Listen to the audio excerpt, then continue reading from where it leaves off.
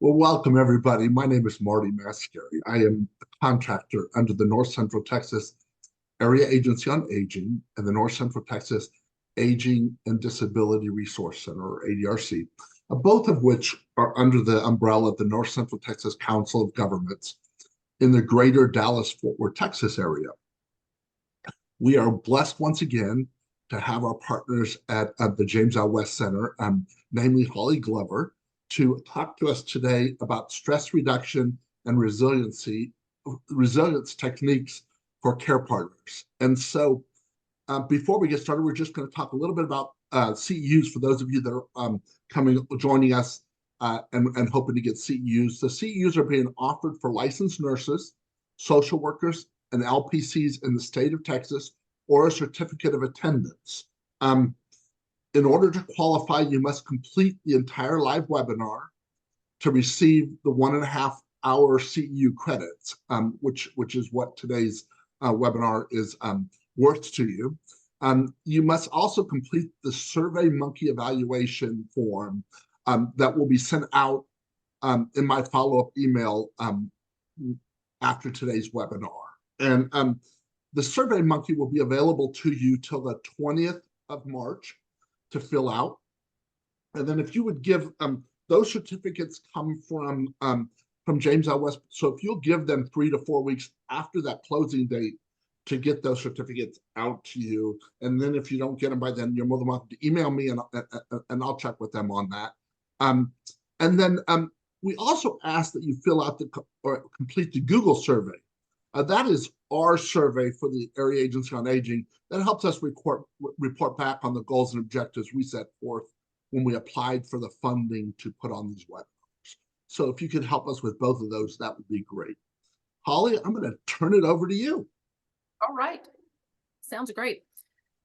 Marty will be monitoring the chat. So if you have questions throughout the course, you feel free to put that information into the chat. He'll answer what he can, and then we'll try to leave some time at the end. This presentation does have a lot of information since we're talking about stress reduction and resiliency. We're going to talk about caregiver burnout and compassion fatigue as well. Here's our course objectives, but I want to jump right into this. For those of you, whether you are a professional caregiver or you are a personal caregiver, here's all you need to be. This is it. Wanted, full-time caregiver. You must have unlimited stamina, be energetic, alert, and attentive, friendly and caring, totally understanding, and forever patient. You must be willing to always subordinate your own needs to those of the patient and have few, if any, other commitments. You must know how to handle any situation. A background degree in psychology or human relations is preferred, plus basic nursing skills, basic knowledge of medications and their interactions, as well as side effects. You must be prepared to work for no pay and expect little, if any, appreciation on your above abilities from the patient. Sounds like something we all want to sign up for, right? And we have, whether we are a family caregiver or a professional caregiver, we have to look at it with some humor because of what it is that we do. This is really the plight of the caregiver, or it kind of sums up a caregiver story. Now, those of you who's been on our programs before know I'm also a grief therapist, and this is one of the slides whenever we talk about grief therapy or just anything, life in general. Please welcome to another one of life's brick walls standing squarely in your path. Please select from the following options. We tend to try to go over, under, and around, but in reality, we've got to go through, don't we? We have to go through grief, we have to go through life, and we go through caregiving. And it can actually be very rewarding. And having done this for many years, much longer than a decade, many, many years, most caregivers, when they do get to the other side of this, say that they look back on it and they are so blessed that they were able to be the one that went on this journey with their loved ones. And then those of us who work in healthcare, there's a reason we stay in. There's a reason that we're not part of the 240,000 healthcare workers that left the field since 2020. We're still standing, we're still here, but today's topic most definitely applies to all of us, whether we are a professional or a family, or for those of us that are both family and professional caregivers. So there actually are some definitions for compassion fatigue and burnout, if those are words or phrases you've never heard of. In caregiving right now, you may be having some feelings that you've never had before, and that can be really scary. We have all, as a nation, just gone through something called collective grief, and that is scary. When we hear the word grief, lots of times we think of death, but grief is just loss. And we as a nation just went through a pandemic. Coming out on this other side of it, collective grief is when we all experience the same thing. Another big example of collective grief that most of you on here are old enough to remember 9/11. 9/11, as a nation, we rallied together, we gathered together, and we went through grief. And it's called collective grief when you're doing it in a big, big group. It's when something's out of our control and it scares us. And we see lots of anger, because at the root of most anger is fear. So let's look at the definitions. And I want you to hear the difference. They're subtle, but they're there. Compassion fatigue. Okay, 2 words there, compassion fatigue. And it's a combination of physical, emotional, and spiritual exhaustion. It's associated with internalizing and being impacted by the emotions and experiences of those who are suffering and whom we provide care. So again, professionals who work in the field day after day after day, and we see other people suffering, other families, and our patients, our residents, our clients, or whether we are an at-home caregiver. And then there's burnout, a state of emotional and physical exhaustion caused by excessive and prolonged stress. It occurs when you feel overwhelmed and unable to meet demands. We're going to talk a little bit about stress. We're currently doing a program on stress busters, and just yesterday we identified stress. There's good stress and bad stress. Stress in and of itself is not bad. Acute stress, short-term stress, is actually good. Short-term stress is what gets our fight, flight, freeze, fawn. Okay, I got to take some action. What am I going to do? Something's the example we were doing is, you look up, there's a bear. I go into fight, flight, freeze, fawn. I'm going to know what to do. My body's going to react. But what if we're a caregiver and we stay in chronic stress? What's that doing to our bodies? We're going to look at that today, because we do tend to stay in that chronic stress. So who is it that develops? It's us. That's why we're on here today. Maybe some of us are on here because we're wanting that CE, but hopefully you're going to get something out of this as well. Anyone can develop burnout or compassion fatigue, but we really see it in caregivers. And please hear this part. It's especially high if the person you're taking care of is terminal. And we're dementia care specialists. And those of you who work with clients, residents, patients that have dementia, we tend to see more burnout and compassion fatigue because we're taking care of people who are getting progressively worse no matter what we do. They are going to experience a steady decline. And it's hard to watch day after day, week after week, month after month, year after year. Because dementia affects us in a different way than other diseases. It is not the typical disease model. It infects entire families. Our medical director has always said, you have one person with dementia, you've most definitely got at least 2 patients, because that care partner is a hidden patient. As the disease of dementia continues to destroy the brain cells, the person with dementia depends on us more and more and more. So we are particularly vulnerable to burnout and to fatigue.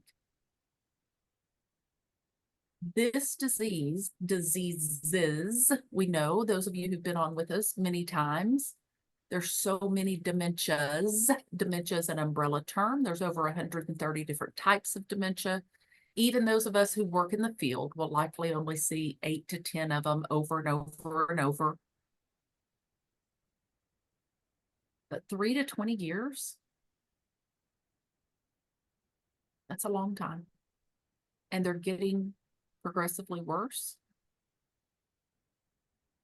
So care partners, again, whether they're professionals or family care partners, are going through two types of grief. Anticipatory grief, because we're grieving the future. What does the future have? And then we have all of that ambiguous loss. There's a lot of loss that comes along with dementia. Now, we try to focus on what remains,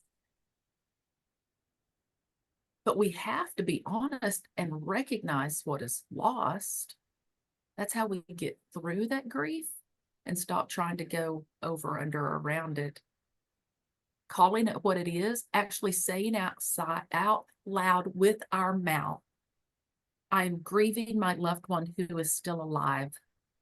I'm grieving the loss of our relationship the way it was. I'm grieving the loss of our relationship the way I thought it would be. In counseling, we call that, if you can name it, you can tame it. But you've got to be able to say those words out loud. Even if you're sitting in the room by yourself, licensed therapist, I'm telling you it's healthy. Go ahead and just speak out loud or write it down. That's the other thing you can do. You're releasing it so that you can start getting on top of it. So what are some of the signs and symptoms of compassion fatigue? And yes, you're getting these slides. I highly encourage you to run these slides off. Get your handy highlighter. There's mine. And go through and highlight some of these and how they relate to you. You are free to make copies of our slides. We just ask that you leave our logo and our name on those slides, because I'm going to actually give you some little quizzes. Use them with your clients. Use them with your family members. If you're a family caregiver, send them off to other family members, and then you can say, I sent you the information. You can't make them read it, but you can send it to them. So let's look at some of these signs and symptoms of compassion fatigue. Of the mind, the body, the spirit, and the emotions. And I would go through this list. This is the first of several lists in this program, and highlight, are you seeing some of this in yourself? And be honest. You're not fooling anybody. Be honest with yourself. Am I having some forgetfulness? That came up in our program yesterday. And I had someone say, oh, thank goodness for validating that for me, that this isn't contagious. Dementia is not contagious. But when we're a caregiver, boy, we can start feeling like it is. Nightmares, sleep disturbances, an impaired immune system where I can't get over this cold. I can't get over this. My allergies seem to even be dragging on because my immune system's shot because I'm a caregiver. What about feeling like you've lost your purpose, or that your only purpose is being a caregiver? If your identity has become being a caregiver. And there's the big G, the guilt that chases caregivers. I'm going to encourage you to replace guilt with another G, grace. If you could replace that guilt with grace. You didn't know what you didn't know before. Stop beating yourself up about the past. You can't. You didn't know what you didn't know. You're educating yourself now. Do better. And have some grace. But lack of energy, feeling overwhelmed.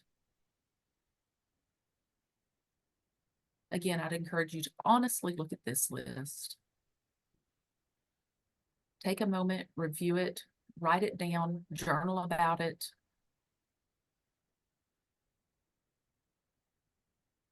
So that you can start to get on top of this. You can start get through it. It's also a good thing to come back to 6 months later, 4 months later, just like these questions are. Now, I want us to look at this. This is, are you suffering from compassion fatigue and or burnout? And I want you to think back 6 months. So we are in March, December, January, February, March, October, November, December. So this goes through the holidays, January, February, March, in the last 6 months. Go through and let's answer yes or no. Just keep your own score, how many yeses and how many nos. Do you feel unappreciated at all in the last 6 months? Do you feel like your self-worth is determined by how other people perceive you? Do you get anxious around any conflict? Have you experienced feelings of hopelessness? Do you have problems separating your personal life from your caregiving? Do you have problems sleeping? Do you feel used up at the end of the day? And is your stress affecting your emotional and your physical health? There's 8 of those questions. Did you answer yes to 4 or more? That could be a sign.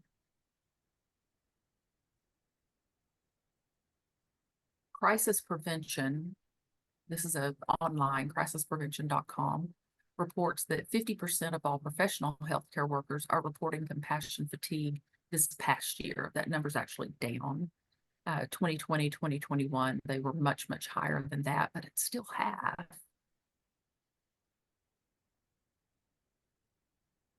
And just a reminder to, and again, many of you have been on these programs with us for years. I want to remind you professionals of something. In 2020, 31% of all suicides were healthcare workers. In 2020, 31% of all suicides were healthcare workers. We've got to be realistic about burnout and compassion fatigue.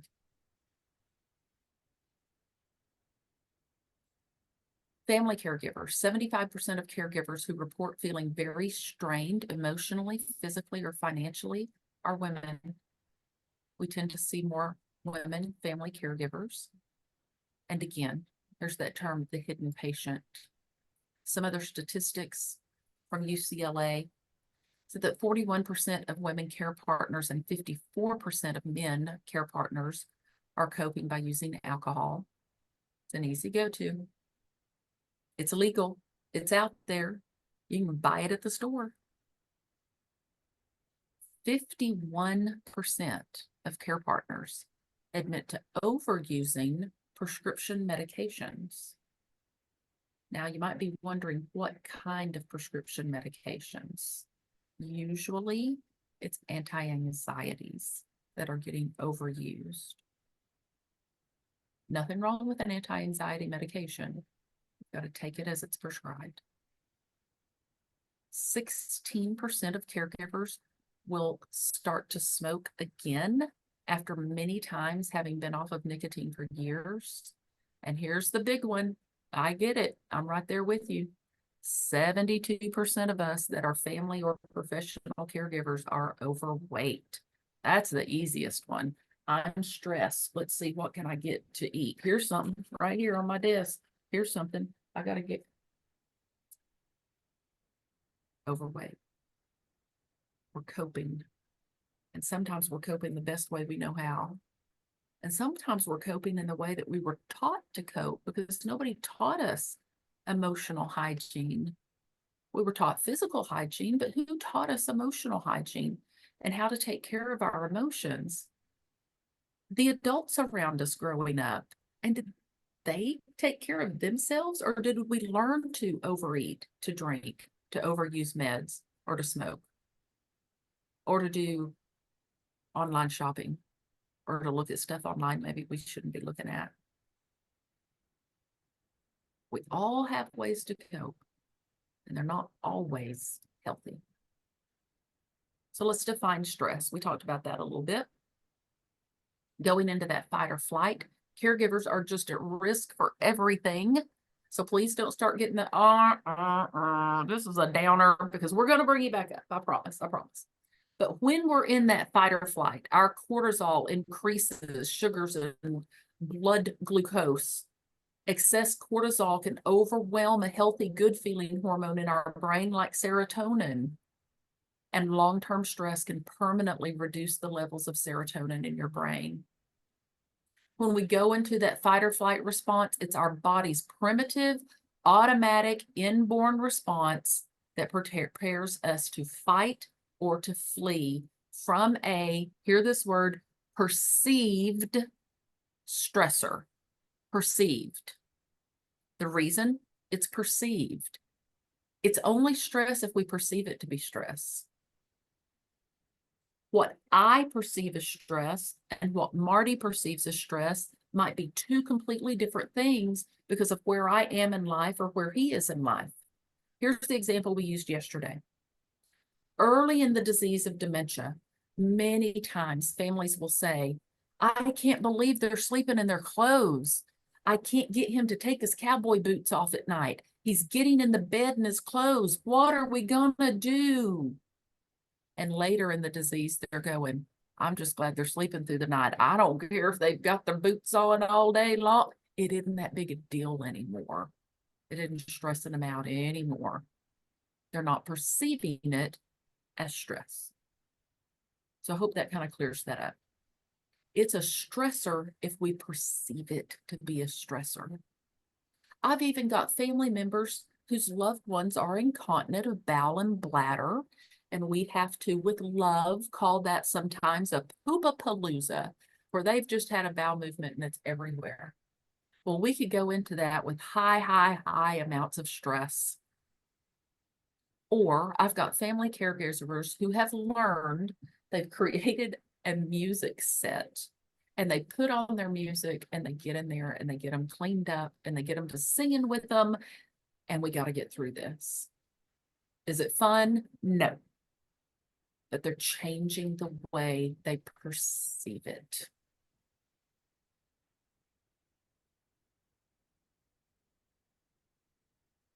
That last bullet point there, a normal feeling or response, but long-term stress contributes to a range of health problems.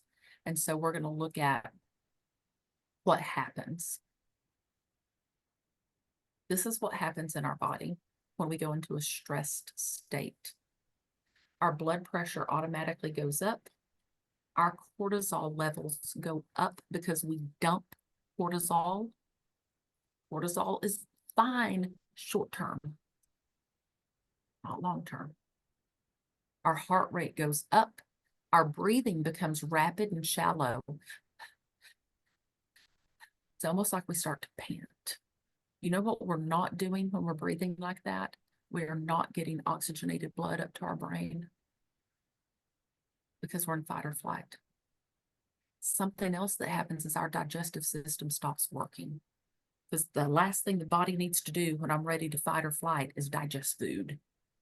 That leads to irritable bowel syndrome. Our muscle tension goes up. In fact, if you're sitting there, you might even be waking up at night and you know where your shoulders are? Your shoulders are up here because you're tense, even in your sleep. If you're somebody who wakes up in the night tonight, I want you to realize, where are your shoulders when you wake up in the night? You may have to make a point, bring your shoulders down. I do. I have to do it all the time because as I'm sleeping, my shoulders start creeping up. That's muscle tension even when you're asleep. And your immune system, your immunity goes down when you're in that stressed state. So what if we stay this way? We stay in long-term stress.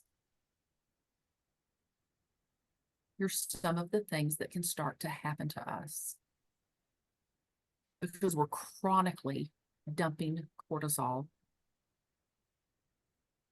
Muscles are tense. We're panting when we breathe, or we're just not taking good, deep breaths. Digestive's not working well. Look at the physical things. Those muscle aches that we start having out of nowhere. It feels like I've been beat up. It feels like I worked out and I haven't. but your muscles have been tense. I'm angry all the time because anger is the easiest emotion for most people. But at the root of anger is fear, like we said earlier. Mental thoughts, increased thoughts of worry, anxiety. Here's how you can define anxiety and depression. When we're worrying about the past, when we're doing woulda, coulda, shoulda, I should have, if only I would have. Past, depression. What if? Looking at the future, anxiety. Past depression, future anxiety. Social and inward withdrawal, blaming yourself or other people or your loved one. It's normal.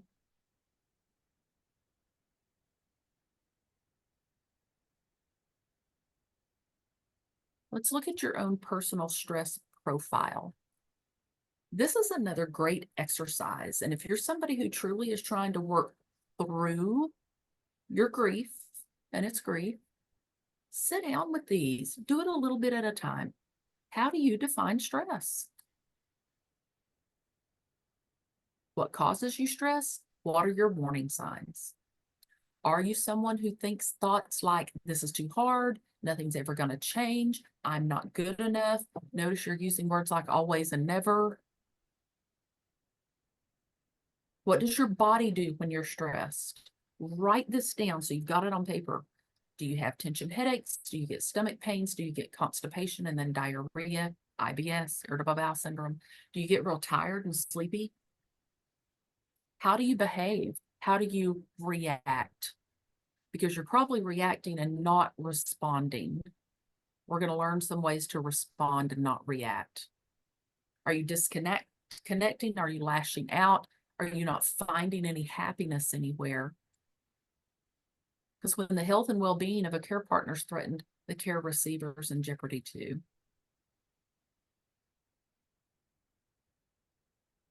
If you're someone who's trained in healthcare and you're a nurse, you're a social worker, you're a counselor, you're human relations, you're a pharmacist, you're a doctor, if you're not aware of your stress level, you could be giving too much of yourself to the point that you become depressed, sick, isolated, unable to provide care to others because you're not taking care of yourself. We've seen this before. You can't pour from an empty cup. We've seen it. And as professionals, we're really good about telling others, but are you doing it for yourself? No matter how hard I try, I cannot give everyone around me what I do not have myself.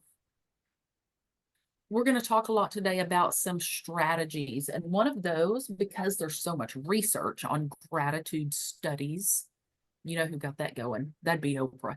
Oprah's the one who got all the gratitude studies going. I firmly believe that's the first time I heard about gratitude journals and gratitude studies was on Oprah years and years and years ago. Writing down, especially at the end of the day, 2 to 3 things that you were grateful for. That's going to be one of the exercises we look at later. 2 to 3 things that just were important throughout the day. Was the whole day really bad, or were there some good things with some bad in it? And we tend to go, the whole day was ruined. I taught school for 20 years. I taught middle and high school for a long time. And I could have a great day up until 3 o'clock, and one kid could do something. And by 4 o'clock, I'm going, the whole day was terrible. The whole day was just ruined. Was it? Or was it that last hour? Wasn't great. The rest of the day was all right. We had a good day. That's how I perceive it. We can reframe it. So I had a really good day, but boy, I had a rough hour during that day. That sounds a lot better. Self-talk. We'll talk a lot about that today. Being confident. Let's look at resilience and exactly what is resilience. And I looked up definitions for resilience, all kinds of them out there. The capacity to recover quickly from difficulties. Well, again, we're still standing. Here we are still standing, 2024, after coming through 2020 and 2021. Toughness, like that. The ability to adjust easily to adversity. Oh, easily. or change. The ability to return to its original shape and size after being compressed. I can just see us as professional and family caregivers getting compressed, but I've seen so many just come back to life. Resilience. Most of the time in a family, dementia is a complete and total shock. We were in denial for a very long time. We knew it had to be something else. It's got to be their hearing. It's got to be their eyesight. And then we tend to fall to, they must just be getting old. And then we realize that dementia is not a normal part of getting old. And that we've got to make a plan for the future. Because how many of us ever thought that we would be assisting our loved ones in the bathroom or be answering to another name other than our own name, because that's who they think we are now? How many of us ever thought we would develop this skill set that we have that we never wanted? Even professionals. I don't know that I've met someone who works in dementia care who can tell me that at 8 or 10 or 12, they knew they wanted to go into memory care. We all ended up here for a reason. I haven't ever met a child who said, I'm going to go work in memory care. Hopefully we'll get some. That's our goal. But we landed here, and we do have a skill set that most of us never intended to have. We're resilient. That's what's happened. I asked the support group members just last week, I bet if you thought a year ago, think back a year ago to where your loved one was and where they are now. And if somebody had told you in another year, your loved one won't be able to dress themselves, or maybe they won't be able to feed themselves, or maybe they'll be incontinent, would you have thought you could do it? You're resilient. You figured out how to do it.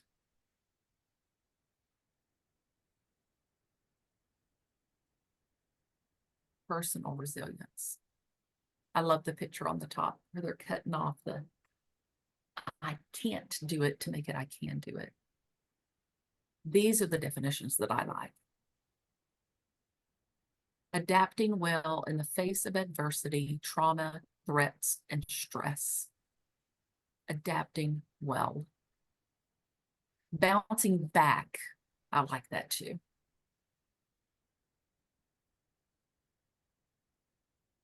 We learn to adjust to an undesirable reality. But we really don't have a choice, do we? As people who take care of those with dementia, again, whether we're professionals or personally, we master the art of drawing from our mental, our emotional, our physical, and our spiritual energy. But what happens if we start to run out of each of those? And what happens when we face a crisis ourselves? There's very, very good news about that. And it's been studied. And research shows us that we can actually develop resiliency. We're going to give you some of those tools here in just a little bit. I do want to remind you of this statistic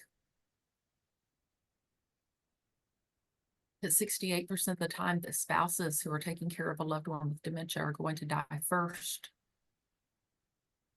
And that 63% of the time adult children who are taking care of their parents will die first. I've seen it happen over and over and over and over again.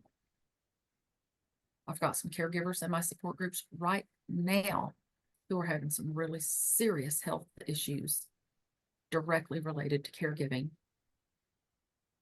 Strokes being number one, high blood pressure from caregiving. Let's throw in a little bit of Charlie Brown here. Let's look at this. You know, Charlie Brown's always depressed. I love Charlie Brown. And he's saying, this is my depressed stance. When you're depressed, it makes a lot of difference how you stand.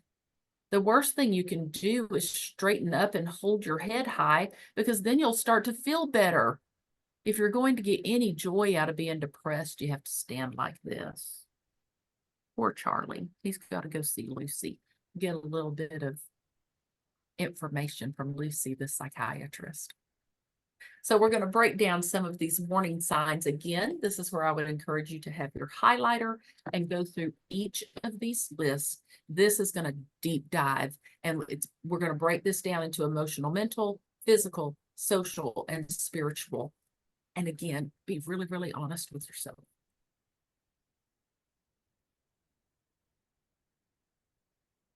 If you want to, just take the last 2 weeks. Just take since the 1st of March.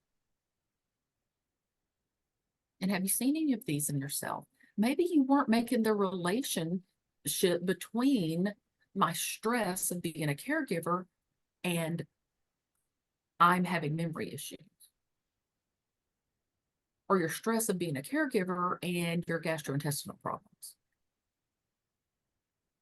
Or your stress of being a caregiver and you're mad all the time. So look through this list: emotional, mental, physical. Let's get over here to social and spiritual. And be really honest about it. I put some examples over on spiritual because sometimes people will question, what exactly are you talking about? Spiritual disconnection. Somebody may say something like, I feel like God's abandoned me. Or I feel like God is so far away. Or you may use something like my higher power. How can I believe in God when this terrible thing's happening in our lives? If you are having those feelings, it's very, very normal. I get asked that a lot. Is this that I'm feeling normal? Well, are you feeling it? Yes, then it's normal for you. There's no good and bad feelings. There's just feelings. On a feelings chart, they're not divided into good and bad feelings, just feelings. What's normal for you? What's normal for me? We each have our own. Let's look at these 4 areas and then how we're going to plug resilience into them.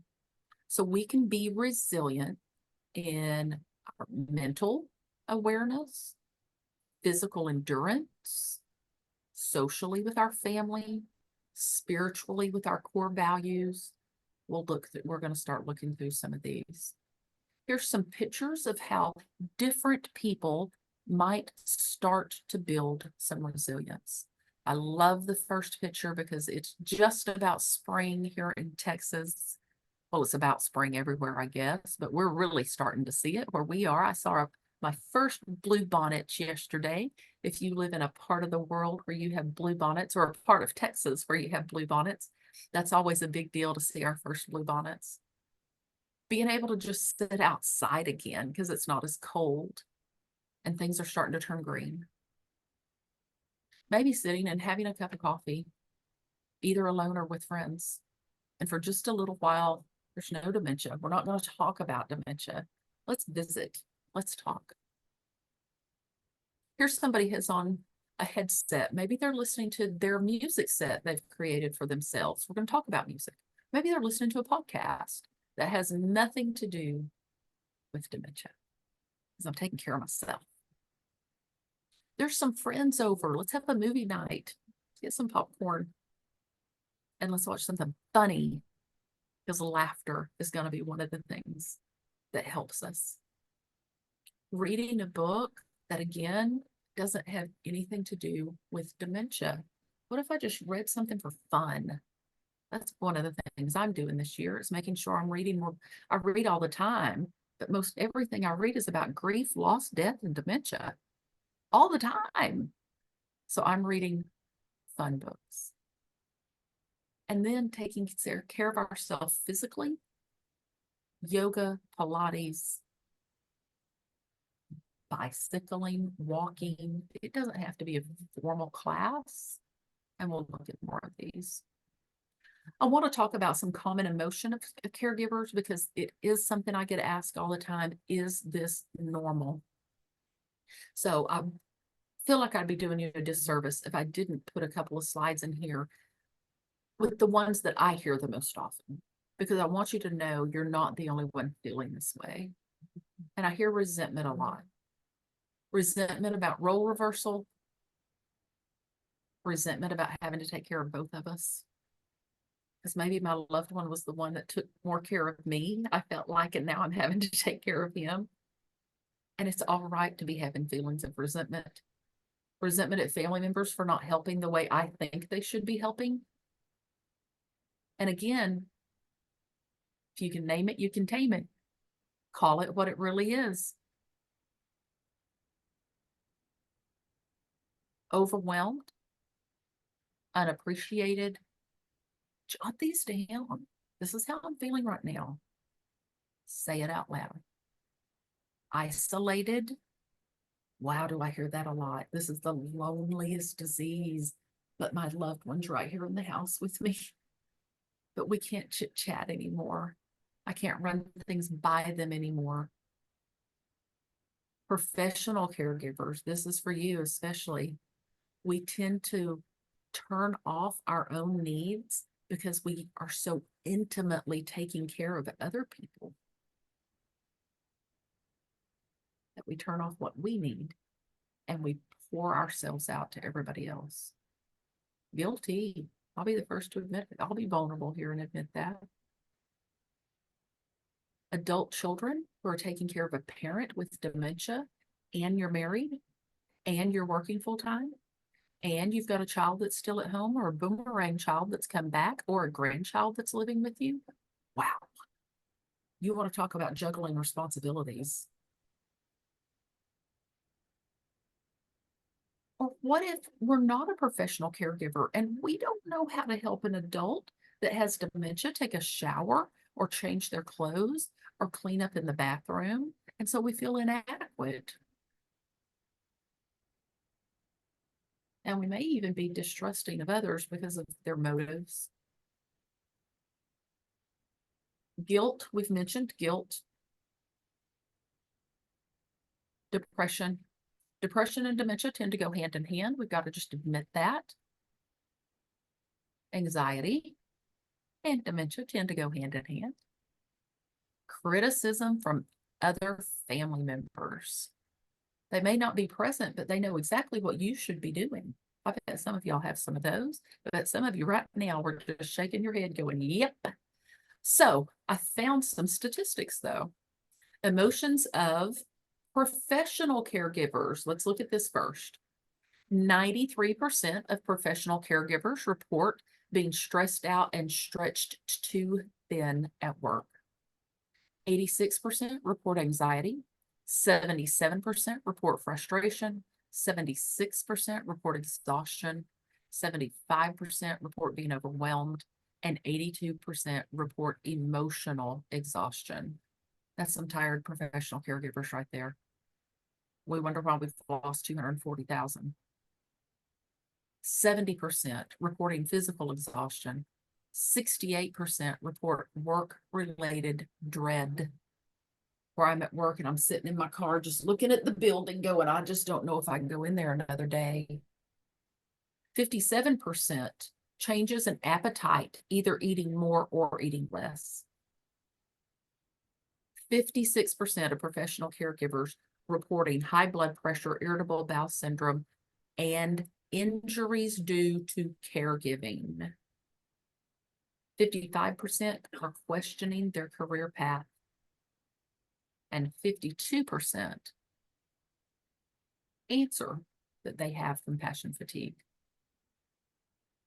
So let's look at another quiz.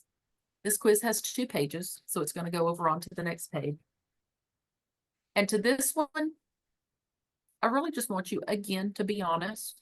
You do have these slides, or you will have these slides. And I want you to think again. Again, we can probably do the last 2 weeks on this one.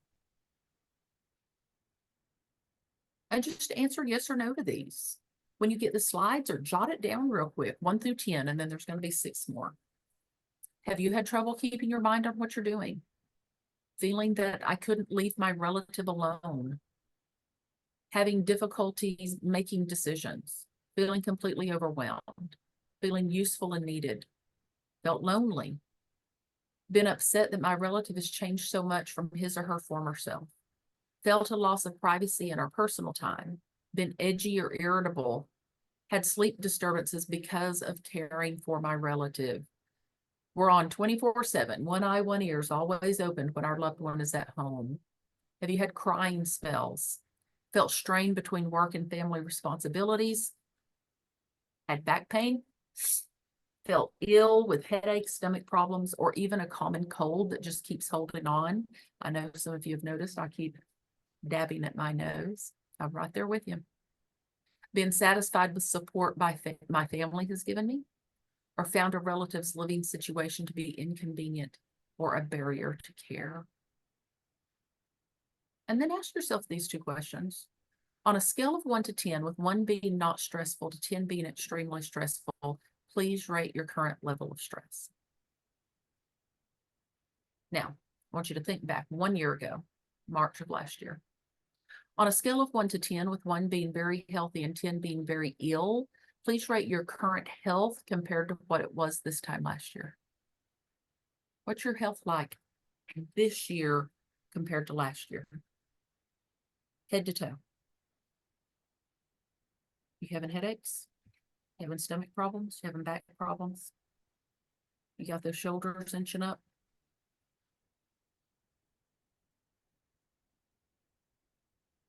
Let's start looking at some support tips.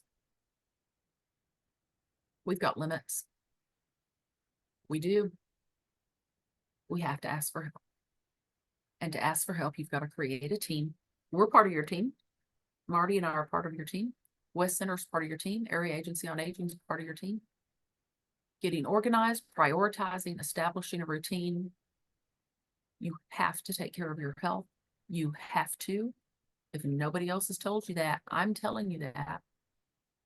We're going to look at the very next slide coming up. It's going to say, has anybody been saying to you lately, I'm seeing a change in you?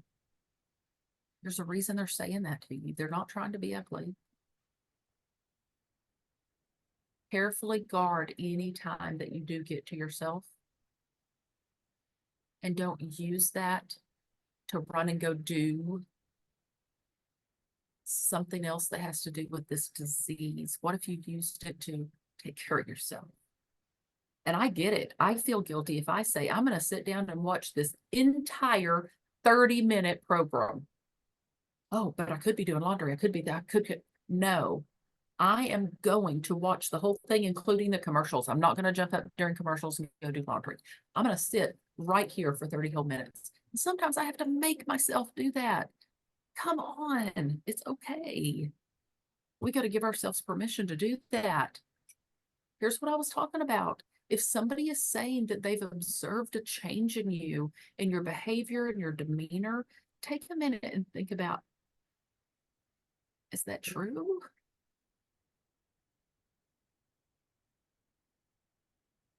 It's hard to have your adult child come to you and say, I know dad already has a terminal illness, but I don't want to lose you too, mom. Wow. Listen, if people are talking to you like that. In the support group, we say this, the third bullet point, I can do anything, but I can't do everything.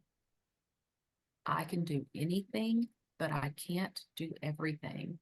If you're someone who's into mantras, and we're going to have a whole slide on mantras, that's a good one. I've got it right here on my bulletin board. I can do anything, but I can't do everything. Look at this next one. Self-care is not about self-indulgence. It's about self-preservation.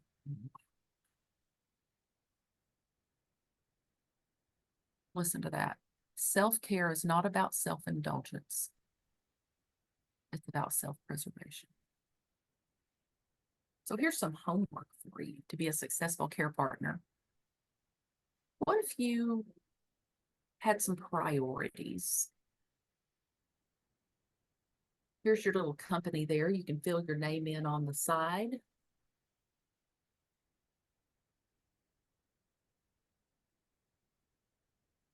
Your doctor and pharmacist is on this list. Hospice care partners are on this list. Physical therapy, occupational therapy, speech therapy. Again, we're on your list, your area agency on aging, your Alzheimer's Association, your legal, financial, paperwork, research, You've got a team. Use it, take advantage of it. The worst thing somebody's going to do if you ask for help is say no. And families tell me all the time, I asked for help and people said yes. We've got someone bringing over dinner every Sunday night and I'm accepting it. Think how good you feel when you do for someone else. Don't take that away from them. If they want to bring you dinner every Sunday, let them do it. Let's talk about breathing. When we teach our class called Stress Busters, and when we teach any type of taking care of yourself, the first thing we teach as a technique is breathing, because you can do it anywhere. We can do it right now. We can do it sitting in the car. We can do it standing in line at the Walmart. We can do this anywhere. We can do it laying in bed at night. We can do it when we walk into a poopapalooza in the bathroom.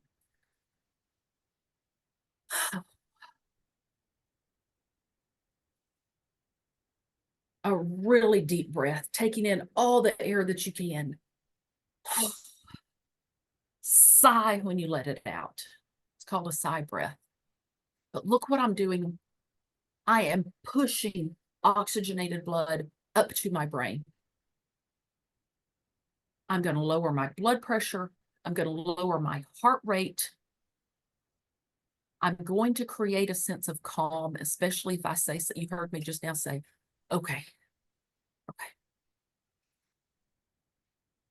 I can do this. We can do this. Okay. I may even use one of my mantras. And again, we're going to look at some more mantras. I can do anything. I can do anything for a little while. That's one of mine. My grandmother taught me that. I can do anything for a little while. I can do this.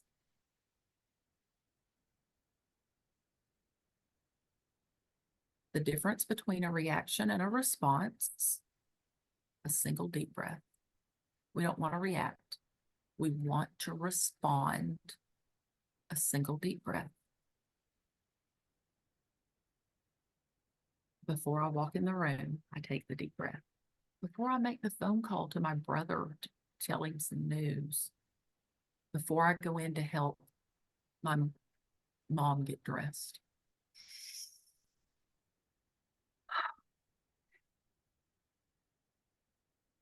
My loved one just yelled an obscenity at me.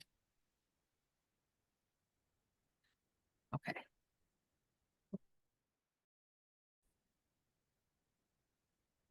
I'm going to respond.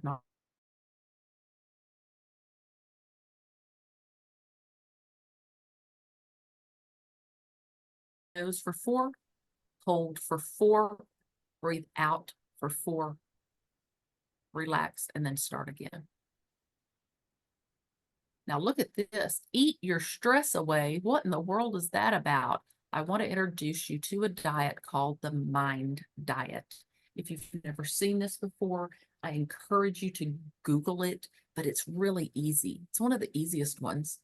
Here's what the Mind Diet is. It is a hybrid of the Mediterranean diet and the DASH diet. You may have heard of the DASH diet. The DASH diet is for hypertension, high blood pressure.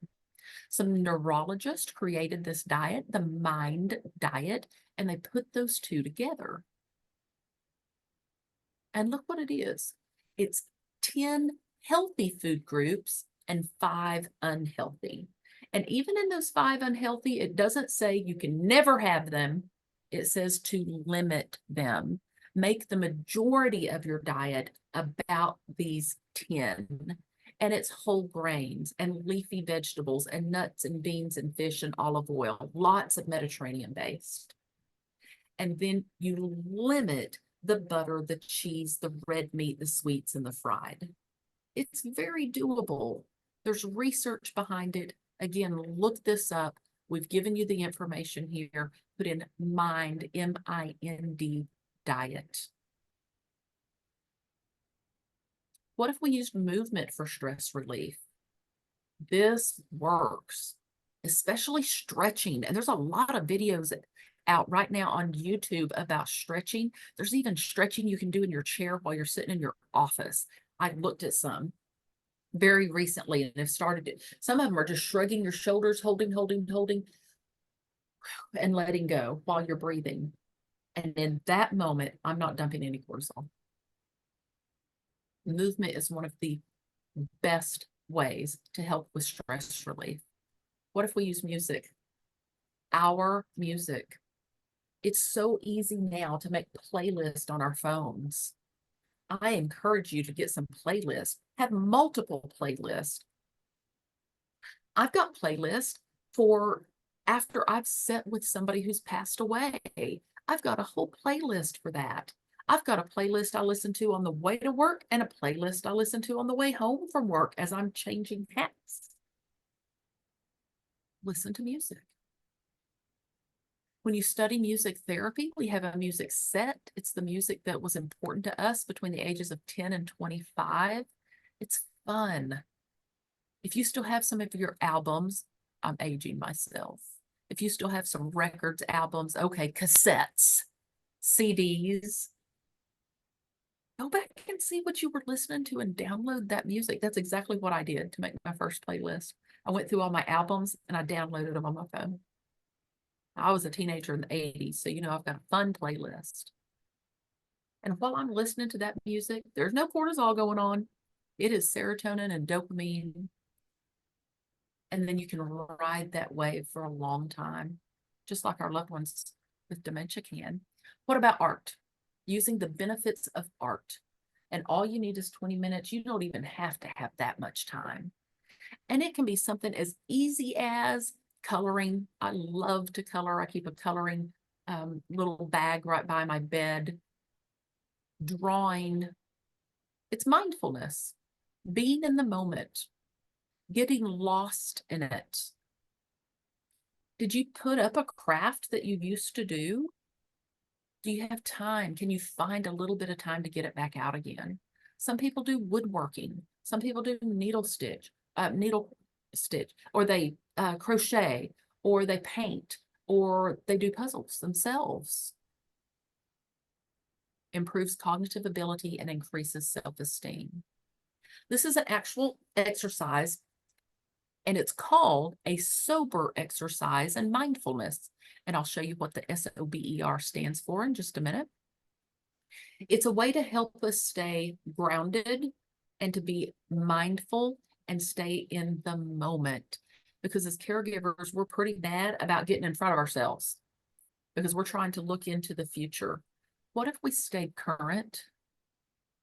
If we stay current when we're taking care of people with dementia, we'll experience some amazing things with them. We don't want to look back and say we lost any moments. Think about when you had toddler children. We had to stay in the moment because we didn't want to miss that first step.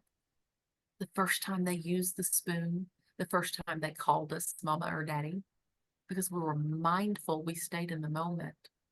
If we stay in the moment with our loved one, with our patients, residents, clients with dementia, we can see so many amazing things where we still get to connect with them, not as caregiver, care recipient, but as somebody who really cares about them. Let's look at these steps. It starts with the S, stop whatever you're doing. O, observe what's happening in your body and your thoughts. So you take inventory. What am I feeling right now? What's going on? B is for breathe. It's going to help ground us. E is expand your whole body and your surroundings. So you stop, instead of your world being this big. Okay, let's look right here. What's going on? The sun is out. I've got a few clouds, but the sun is out. And I'm taking an observation. I'm looking around. What does this feel like under my feet? Is this chair comfortable? How do I feel? And R, respond, mindful and with awareness, not on autopilot. How many of you that are caregivers, professional and family caregivers, go through the day feeling like you're on autopilot? This exercise, called a sober exercise, is about you living in the moment and being present. That's what it's about. Thoughts and perceptions. This is about our self-talk. If you're hearing, I can't believe I just said that, I'm so stupid, I didn't do anything right today, I am not getting better at this, this is too hard, There is no way this will work. And I didn't make these up, by the way. These are all things that have been said to me by family members.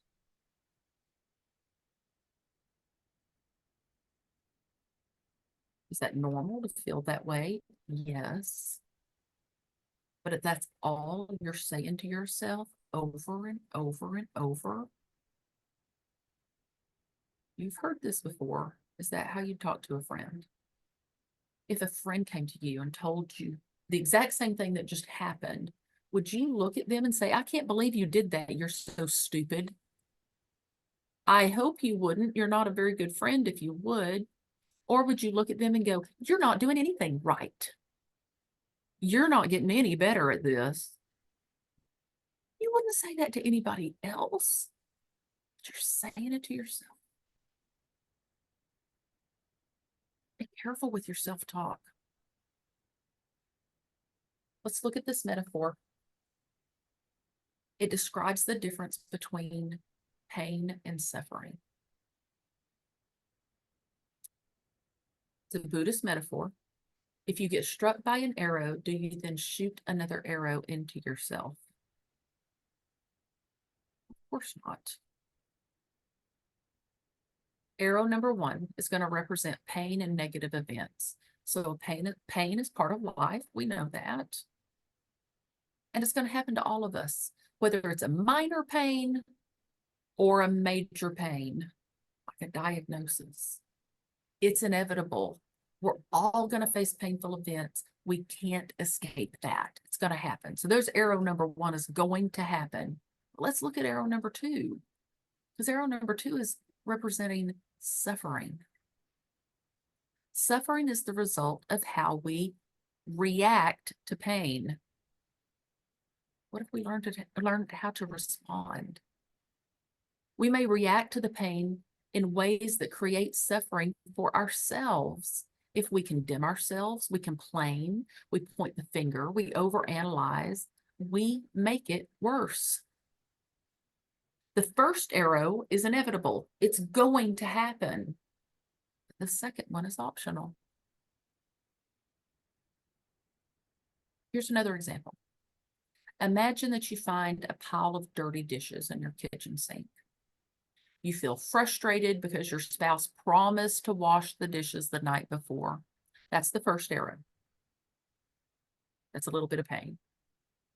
However, what happens next is you start to think about the last time your spouse failed to wash and the other times he didn't keep his promises. And then you're saying, he doesn't even care about me. No one appreciates me. And when your spouse arrives home later that night, you start yelling the minute he walks in the door. There's your second arrow. We created that and didn't have to. We have to take the time to notice what you're really feeling, thinking, and are you dwelling on it?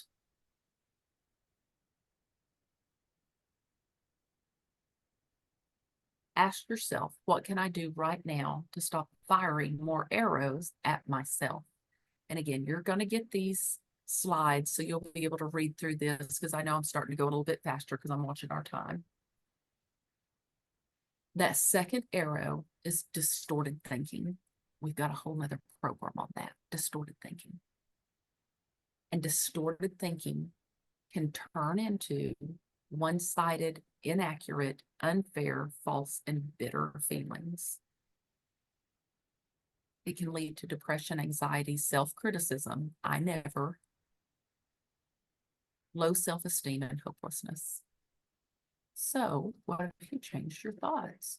You can change how you feel, and you can change your actions so that you respond rather than react. Your thoughts are what you tell yourself. You influence your emotions and your beliefs. Your emotions and your beliefs are what you feel and believe, and they influence your actions and your decisions. And your actions and your decisions, how you act, influences your thoughts and your beliefs. And around it goes. Other ways to avoid that second arrow, and it's positivity. Finding hope even in the darkest of times. That is the foundation of resilience. I hope you've learned one thing. If you're taking care of somebody with dementias, we have to be flexible. I don't even write in ink anymore. I write in pencil, everything I do, because I never know what the day's going to be like as a professional and a family member. Having a positive outlook can many times be the difference in your ability to keep going in the face of difficulties.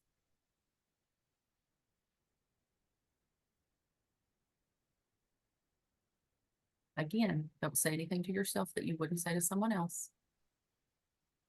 Practicing gratitude, surrounding yourself with positive people, and sometimes it might not be your closest family and friends.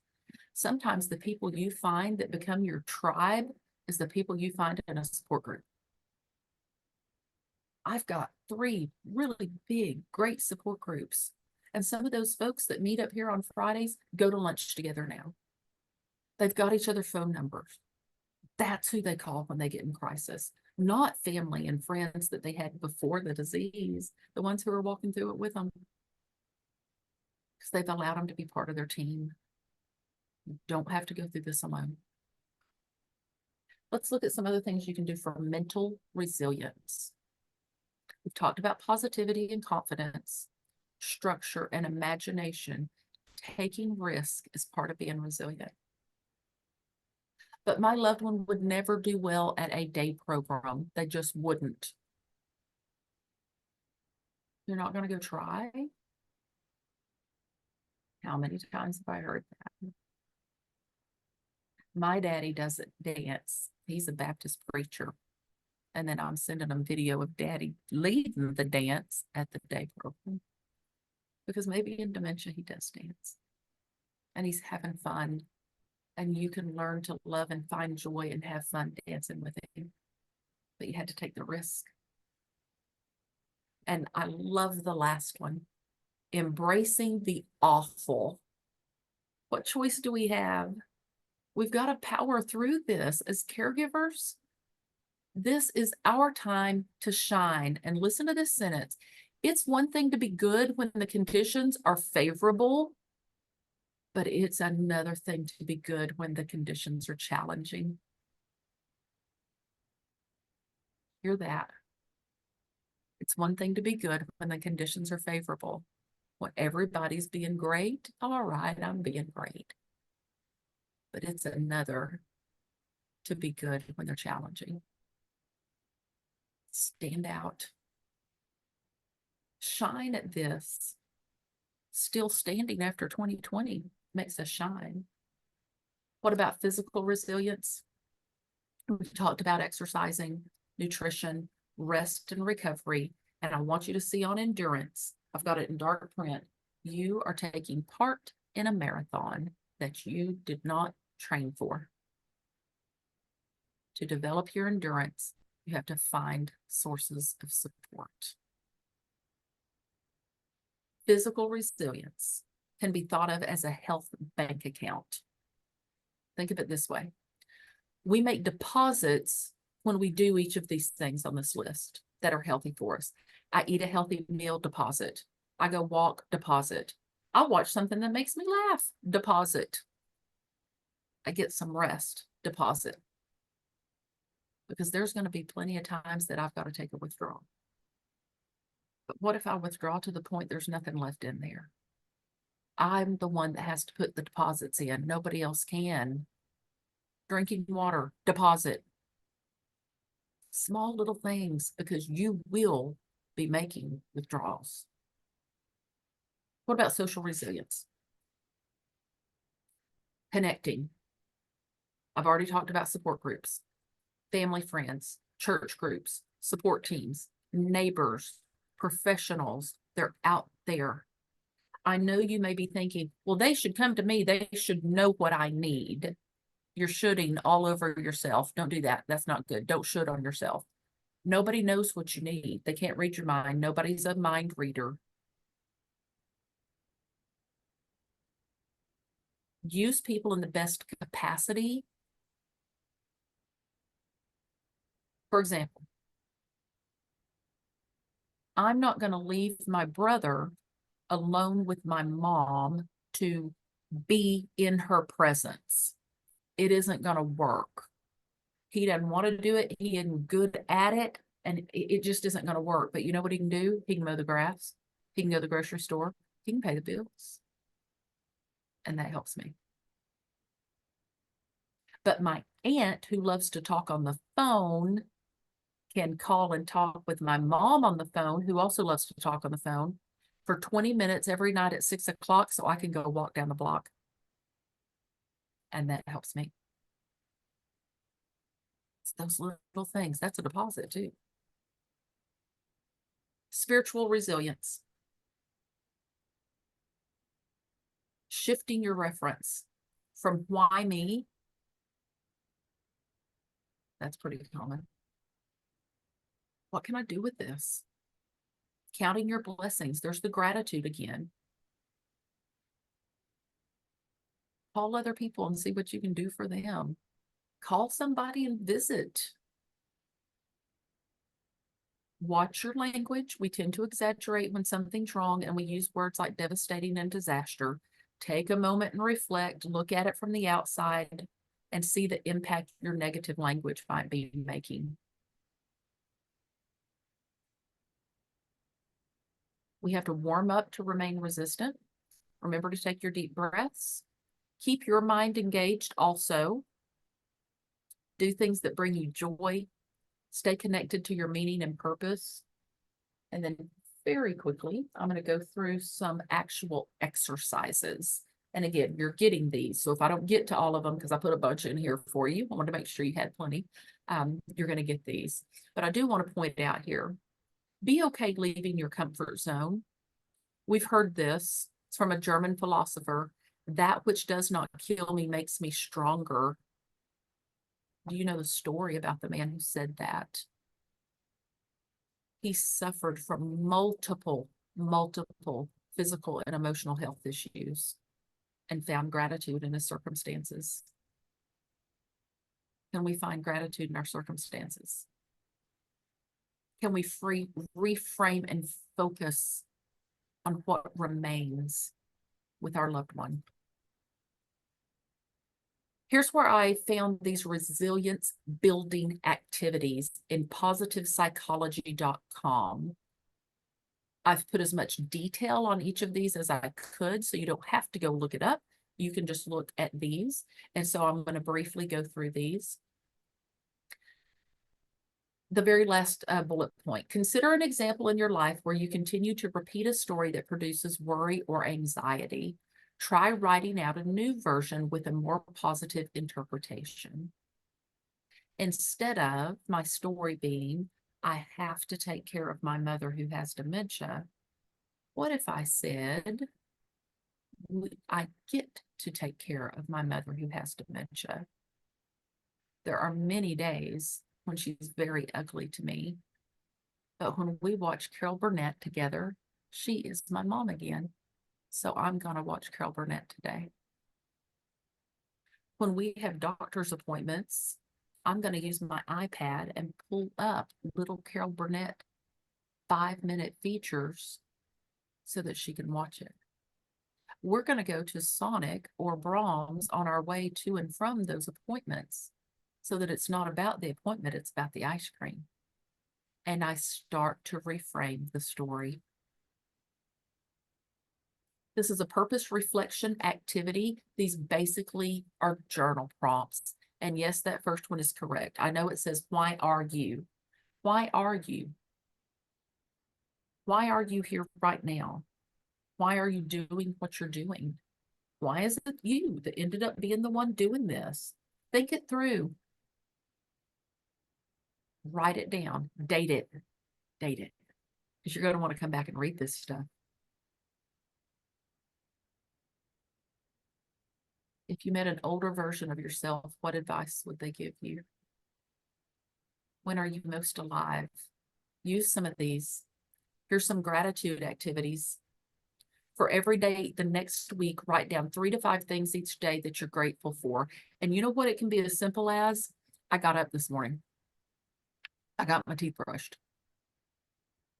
I sat outside with a cup of coffee for 10 minutes.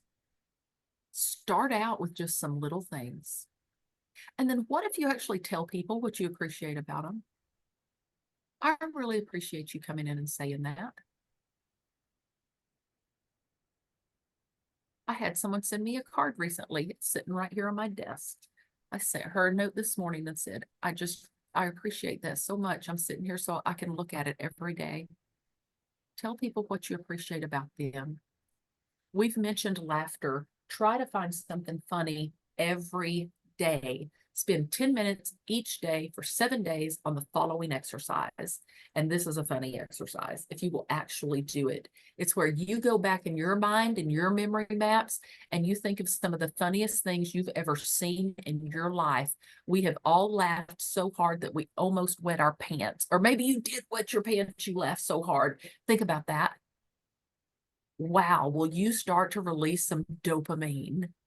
Write it down. Go find these funny pictures online, especially with animals. There are so many. Put in baby animals falling down. That's a funny thing to put in YouTube. Little baby ducks trying to get on a curb. Or put in, oh, here's my favorite, children laughing. Watch it for 5 minutes and see what a change it makes in the way you feel. Here's an exercise called Find the Silver Lining exercise. Think about an upsetting experience you've had recently. Rather than focusing on the frustration of the experience, reflect on 3 positive things about it. Here's an example. Someone in the support group, their loved one had wet the entire bed, and it was right at sunrise.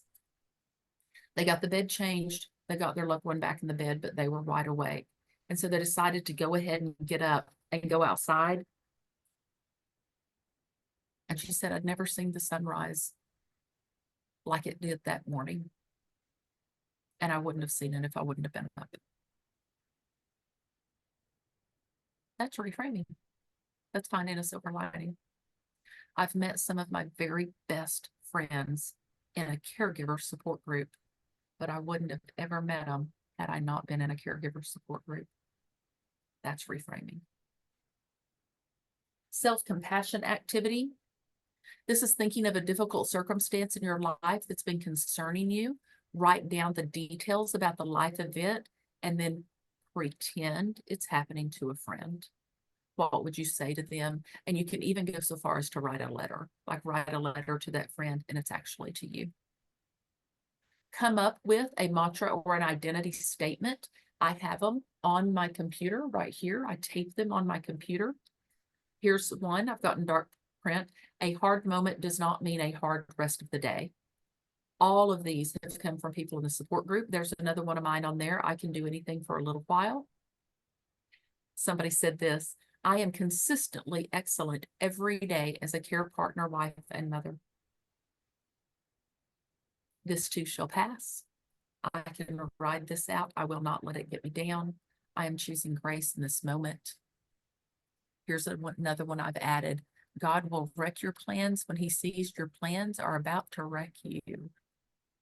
And put them where you can see them. Another exercise is a highlight reel. This is something you do at night right before you go to bed. Take 1 minute, just 60 seconds, and think back over your life like a highlight reel. What are 3 things that stand out about your life? What do you see? When you think back on your entire life, are you walking across the stage getting the diploma? Are you standing there in your wedding gown? Are you holding that baby? And it changes the way you're thinking. Go back over your life and do a highlight reel while you're doing some deep breathing. You're also doing memory maps with yourself.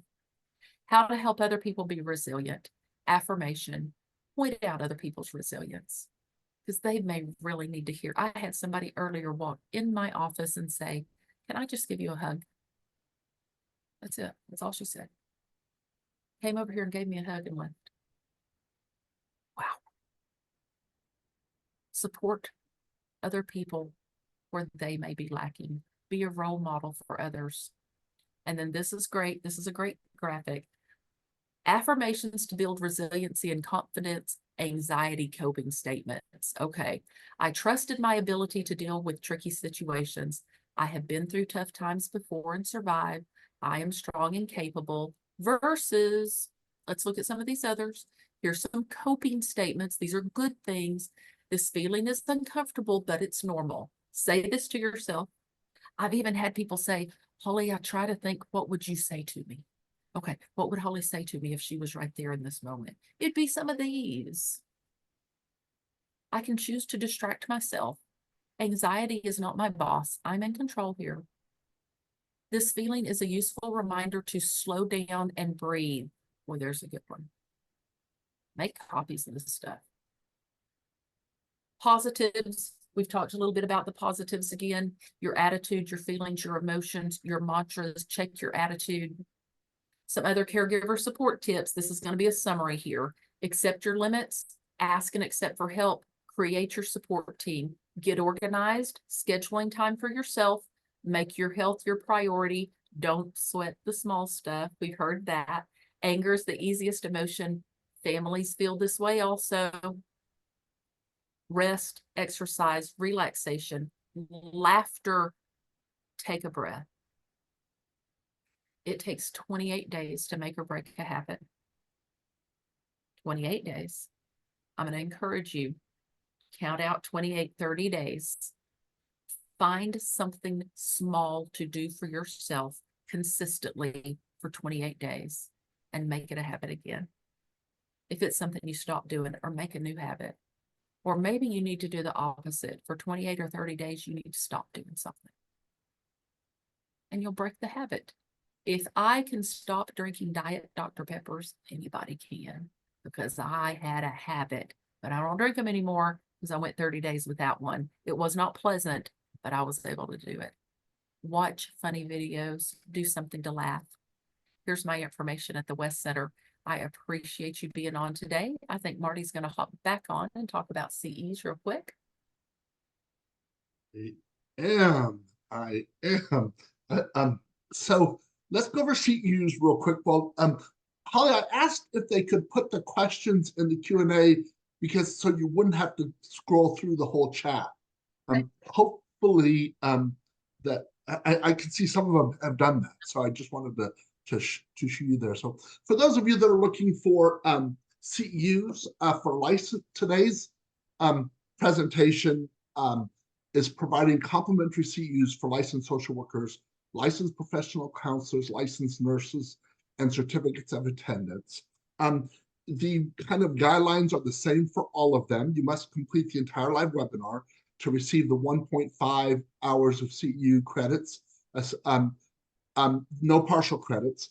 You must also complete the Survey Monkey. Now, please make a note, there's two different surveys. There's a Survey Monkey evaluation that you will receive in the follow-up email that goes out to you. It will probably go out tomorrow morning. And so that's one. And that survey will be available to you till the 20th of this month. That survey is required if you want any kind of certificate. You've got to do the Survey Monkey because that's what actually triggers you getting a certificate, because you're telling them that in that survey that you want a certificate and which kind. So we're also going to ask you to complete a Google survey. That is for us at the Area Agency on Aging, that helps us report back on our goals and objectives we set forth when we applied for the funding to bring these webinars to you.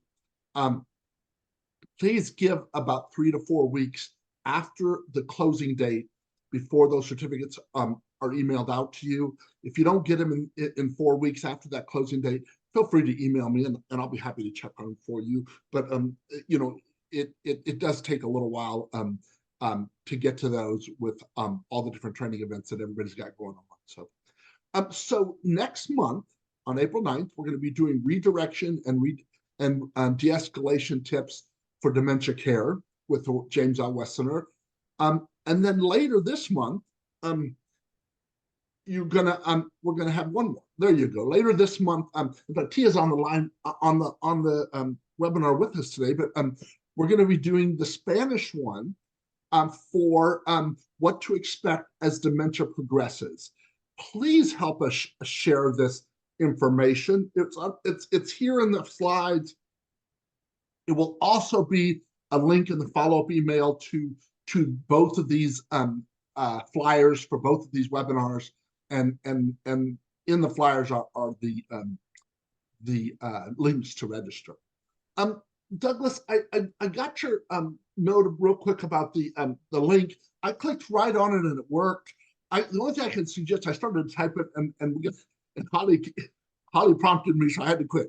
But so the only thing I can suggest is you try to email it to a different computer or to a friend and see if they can open it for you, or copy and paste that link into a different browser. Like if you usually use Google, try Microsoft Edge or something to see if it will open up that way for you. All right. Thank you. Somebody did ask if we have online support groups, and I do have a support group on Wednesday that's open to everybody. Marty, if I sent you the flyer for that, could you add it? Yes. Okay. So we've got a Wednesday group that meets at 1 o'clock Central Time, and it's open to everybody. So, and then we also have a question about, and I put my email in the chat if I don't get to somebody. Speak about what happens and how to address when a caregiver asks family for tangible help assistance and they have empty promises. There are just people that are not going to help, and you got to find those that will. So many times family ends up not, the very people who we thought would help are the ones that don't. And so we find other people that will, and they're out there. And we can help you with resources. Area Agency on Aging can help you with resources. Lots of church groups can help. There are volunteer groups that will help. There's help out there. And yeah. I add, help yourself by letting go of the idea that they're going to help. You do yourself a favor and just don't go there anymore, and don't allow yourself to get frustrated by it, because it just continues to wear on you. I just throw that out. I'm sorry. Yeah, you're fine. And then someone also asked about recommendations for individuals without a family member participating as a caregiver.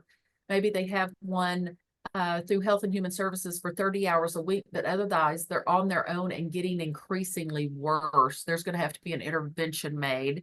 At some point, there's going to have to be an intervention made. And it may be an intervention that comes through with a doctor's office. It may be an intervention that comes through with a healthcare agency. Hospice lots of times ends up getting involved and can help with that.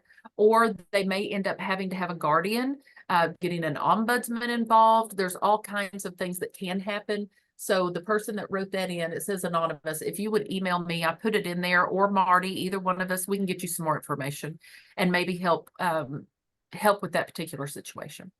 And again, anybody else, I saw that, a couple of folks were going, wow, this was, there was a lot. Somebody even said, it could have even triggered some stuff in them, and that does happen. That's very real.